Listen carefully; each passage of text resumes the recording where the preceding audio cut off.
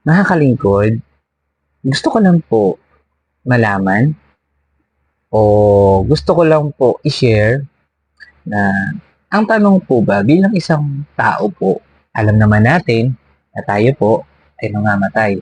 Tayo po ay haharap sa Diyos. Ang tanong po, handa ka na ba? Handa ka na ba na humarap sa Diyos? Handa ka na ba na kung ano yung sasabihin mo sa Diyos pag nasa harap ka na niya? Dahil mga kalingkod, bilang isang tao po, tandaan po natin, sa mundong to, meron po tayong hangganan. At babalik po tayo sa pinagmulan natin, which is sa Panginoon. Kaya mga kalingkod, bilang isang tao, kailangan po natin maging handa. At sa pagiging handa natin, kailangan po meron po tayong relasyon sa Diyos.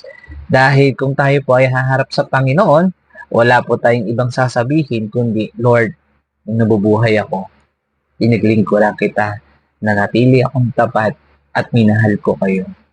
Diba? Napakasarap ng bagay na yun yung isi-share mo sa Panginoon. Kaya mga kalingkod, mga kapatid, dapat maging ready po tayo sa lahat ng oras sapagkat hindi natin alam kung kailan tayo mamamatay. At dalawa sinisugurado ko sa inyo. Ang katapusan ng buhay ng isang tao.